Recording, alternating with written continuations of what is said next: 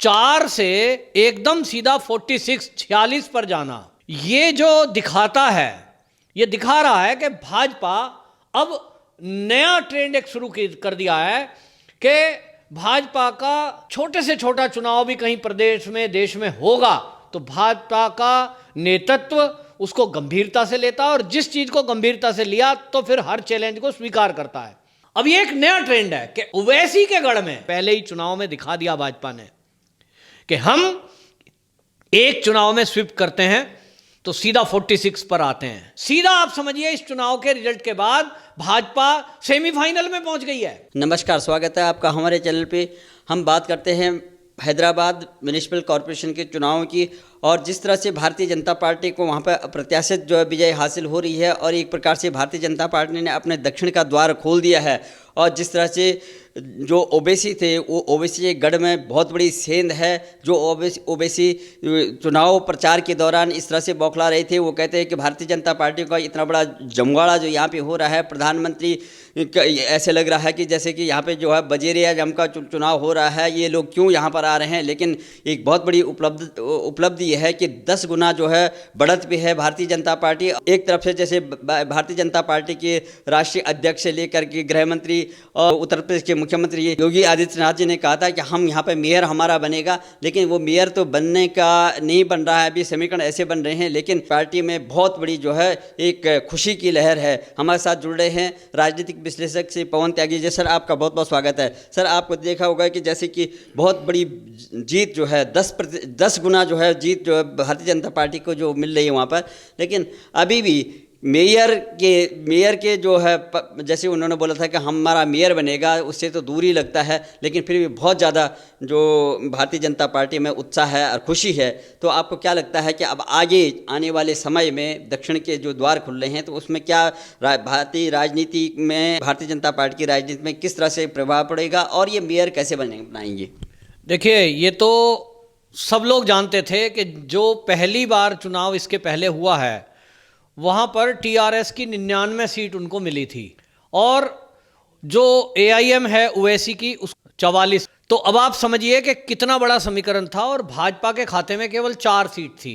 4 से एकदम सीधा 46 पर जाना, ये जो दिखाता है, ये दिखा रहा है कि भाजपा अब नया ट्रेंड एक शुरू कर दिया है कि भाजपा का छोटे से छोटा चुनाव भी कहीं प्रदेश में देश में होगा तो भाजपा का नेतृत्व उसको गंभीरता से लेता है और जिस चीज को गंभीरता से लिया तो फिर हर चैलेंज को स्वीकार करता है। आपको ध्यान होगा कि ओवैसी ने चैलेंज किया था और चैलेंज किया था उसने योगी जी को कि आके दिखाएं, करके दिखाएं, तो भाजपा चैलेंज स्वीकार करती है। और मैं आपको बताऊं कि ये चुनाव भाजपा के लिए ये गेटवे ऑफ साउथ है और साउथ के जितने राज्य हैं उसके आगे आने वाले जो चुनाव हैं उसके लिए, तेलंगाना के लिए, सीधा आप समझिए इस चुनाव के रिजल्ट के बाद भाजपा सेमीफाइनल में पहुंच गई है। पहली बार गंभीरता से चुनाव लड़ा और पहली बार गंभीरता से चुनाव लड़ने का परिणाम यह हुआ कि 4 सीटों से सीधा 46।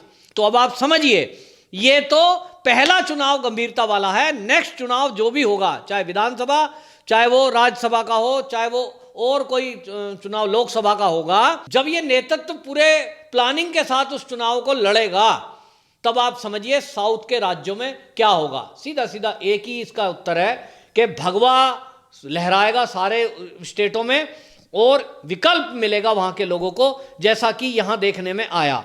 आप देखेंगे इस चुनाव में जो नुकसान ज़्यादा हुआ है वो किसका हुआ है? जो एआईएम है ओवैसी की, उसको अभी भी 44 सीट पिछली बार थी और अब की बार 42 मिली है, माने 2 सीट का उसको नुकसान हुआ है। उतना नुकसान उसको नहीं हुआ। इसका मतलब ये हुआ जो उसके वोटर हैं एआईएम के, वो अपने वोटर हैं, वो उसके कहीं नहीं गए। ये एक एनालिसिस आप देखिए। दूसरी तरफ आप देखिए टीआरएस को 99 सीट थी पिछले चुनाव में, अब की बार केवल 56 पे आ गया। यानी ज़्यादातर सीटें जो गई हैं एआईएम की भी 2 कम हुई है, वो भी वोट शिफ्ट हुआ है भाजपा की तरफ, और जो ये टीआरएस की सीटें हैं ये भी शिफ्ट हुआ है भाजपा की तरफ। अब ये एक नया ट्रेंड है कि ओवैसी के गढ़ में जो पूरे देश में प्लानिंग कर रहा था कि मैं लोगों को ध्रुवीकरण करूंगा और एक MY समीकरण बिहार में बनाने की कोशिश की कि वहां पर दलित मिल जाएंगे तो यादव मिल जाएंगे और फिर मुस्लिम मिल जाएंगे तो सत्ता में आ जाएंगे। वहां केवल 5 सीटें मिली, लेकिन वो 5 भी उसके लिए काफी थी, क्योंकि वो वहां कोई काम नहीं, कोई नाम नहीं और बाहरी था। लेकिन ध्रुवीकरण करने में कहीं ना कहीं वो वहां सफल रहे। और ध्रुवीकरण नहीं, ये विपक्षी दल जो हैं उनका एक तरह से ये देखिए हताशापन है कि उनको भाजपा का मुकाबला करने के लिए अपनी सारी विचारधाराएं सब कुछ गौण करना पड़ रहा है, कोई ध्यान नहीं दे रहे हैं, एक दूसरी विरोधी विचारधाराओं के लोगों को भी शामिल कर ले रहे हैं। उनका एकमात्र लक्ष्य है कि भाजपा को किसी तरह रोकें। सारा कुछ करने के बाद भी बिहार में भाजपा को नहीं रोक पाए। ठीक इसी तरह तेलंगाना में ये जो हैदराबाद का म्युनिसिपल कॉरपोरेशन का चुनाव है, इसमें भी AIM और TRS मिले हुए थे और इन्होंने सोचा था कि हम किसी तरह इसको रोक पाएं। ठीक है, इस बार पहला चुनाव है भाजपा के लिए, लेकिन पहले ही चुनाव में दिखा दिया भाजपा ने कि हम एक चुनाव में स्वीप करते हैं तो सीधा 46 पर आते हैं, 42 सीटों की बढ़ोतरी। अगला चुनाव क्या होगा ये अभी से समझ में आ रहा है कि अब अगला चुनाव सीधा सीधा जब भी कभी होगा नगर पालिका का या वहां पर लोकसभा का होगा, उसमें सीधा सीधा भाजपा का परचम लहराएगा। ये कैसे हुआ है? ये हुआ है, एक तो आप देखिए कि इस देश में ये जो पोलराइजेशन करने की कोशिश करते हैं, इसका कोई खास फर्क नहीं हुआ। लोग सोच रहे होंगे कि ये उल्टा सीधा भाषा बोलेंगे। दोनों भाई ओवैसी बंधु उल्टा सीधी भाषा बोलते हैं, ये लोगों को भड़काने का काम करते हैं, धर्म के नाम पर आपस में एक दूसरे को लड़ा कर ये सोचते हैं राजनीति कर लेंगे। कोई फर्क नहीं पड़ा। फर्क जब पड़ता कि जितनी गालियां इन ओवैसी बंधुओं ने दी हैं, तो ये जो TRS की सीट कम हुई है ये बढ़ करके AIM को मिल जाती, तो समझ में आता कि ओवैसी बंधुओं का गाली देना, बीजेपी वाले नेताओं को धमकी देना और राम मंदिर का विरोध करना, CAA का विरोध करना, ये शायद इनको लाभकारी हुआ है। लेकिन आप देखिए ओवैसी को CAA का विरोध करना, राम मंदिर का विरोध करना, देश हित में कोई भी मुद्दा हो उसमें उल्टा सीधा बयानबाजी करना, उसका कोई लाभ नहीं मिला है। और जो सीटें मिली हैं वो उसको इसलिए मिली कि वहां जो लूट खसूट और भ्रष्टाचार है, जो लोग उसमें शामिल हैं और एक विशेष धर्म को लोग पसंद करते हैं जैसा कि इनकी राजनीति है, तो ये एक तरह से भाजपा के लिए अच्छा ही है कि आगे आने वाले जो भी राज्य के चुनाव होंगे उसमें ये समझ में आ जाए लोगों को कि आप देखिए कि जो ओवैसी की पार्टी को पसंद करने वाले लोग हैं वो कौन है, उसी के धर्म के लोग हैं। यानी धर्म आधारित राजनीति हो गई तो वो तो उसी को देंगे, ये पक्का हो गया। कोई अगर सोच रहा है कांग्रेसी, कोई TRS सोच रहा है, किसी अन्य राज्य में कोई और क्षेत्रीय दल अगर सोच रहे हैं कि हम किसी तरह से समझौता कर लेंगे तो हमारी सीटें ओवैसी के कारण बढ़ जाएंगी, ये अब होने वाला नहीं है। क्योंकि अभी तक साउथ के जितने भी राज्य हैं उसमें अभी तक लोगों को विकल्प नहीं था। कांग्रेस ने लोकल राज्यों को, लोकल पार्टियों को आगे बढ़ाया, तो आज कांग्रेस का हाल ये हो गया है कि वो तो खत्म हो गई।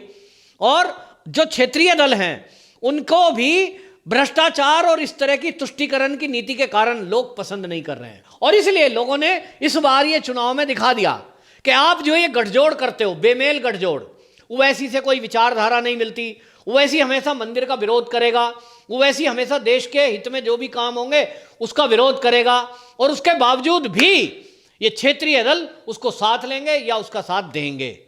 जो देशभक्त लोग हैं, जो देश की तरक्की चाहते हैं, जो देख रहे हैं कि केंद्र सरकार, मोदी सरकार लोगों के लिए अच्छा कर रही है, देश की सेना को मजबूत कर रही है, सड़कों का निर्माण हो रहा है, लोगों को रोजगार घर बैठे मिल रहा है, और लॉकडाउन के टाइम में जब काफी देश बर्बाद हो गए उस समय में भारत अपने आप को स्टैंड रखते हुए कितनी लोगों की मदद की है कि फ्री राशन, उनको कैश सुविधा, किसानों की मदद, ये सब जो किया है, इन सब का इतना असर पड़ा है कि लोगों के अंदर भाजपा मोदी सरकार का विश्वास जमा है कि भाजपा है तो जो बोल रही है वो करेगी, भाजपा है तो लोगों का सबका ध्यान रखेगी। मोदी जी ने अगर नारा दिया है सबका साथ सबका विकास, तो वो कांग्रेस का खोखला नारा नहीं है जैसे कांग्रेस ही करते रहे गरीबी हटाओ, तो गरीबी हटी नहीं, गरीबी दिन पे दिन बढ़ती चली गई। 70 साल शासन कांग्रेस ने किया, गरीबी, भ्रष्टाचार, जातिवाद, धर्मवाद ये बढ़ाया उन्होंने। लेकिन मोदी जी ने अगर नारा दिया सबका साथ सबका विकास, तो उसमें मुसलमानों के लिए भी अल्पसंख्यक कल्याण आयोग बना रखा है, अल्पसंख्यक मंत्रालय है, और उसके जरिए बहुत सारे मुसलमानों का भला हुआ है। करोड़ों लोगों ने उसका लाभ लिया है उनकी योजनाओं का। और इसलिए हैदराबाद में आप देखिए कि जो 2 सीटें कम हुई हैं एआईएम की, वो कहां गई हैं? वो भाजपा की तरफ शिफ्ट हुआ है और उसमें राष्ट्रवादी जो मुस्लिम हैं उन्होंने भी वोट किया है। ये नया ट्रेंड एक शुरू हुआ है कि भाजपा के नाम पर जिन मुसलमानों को ये डराया जाता था कि ये तो आरएसएस वाले हैं, ये तो कट्टर हिंदुत्व वाले हैं, ये अगर सत्ता में आ जाएंगे तो आपको खा जाएंगे, मार देंगे, भगा देंगे, ये डरा डरा कर जो राजनीति करी है, अब ओवैसी का ये डराव वाला फंडा ये चलने वाला नहीं है। लोगों ने इस चुनाव में दिखा दिया है। वरना कुछ सीटें ओवैसी की बढ़ने के बजाय घट गई। ये बता रहा है कि लोगों का विश्वास भाजपा पे बना है।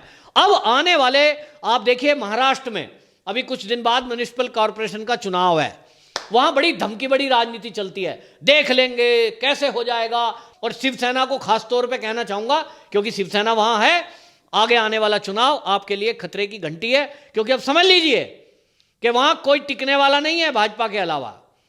आप कितना भी तुष्टीकरण कर लो, आप तीनों दल मिलकर लड़ लो, तीनों दल अलग अलग नाटक कर लो अलग होने का, लेकिन अब महाराष्ट्र में भी जो नगर पालिका है, मुंबई महानगर पालिका, उसमें भी बीजेपी का ही मेयर बनने वाला है।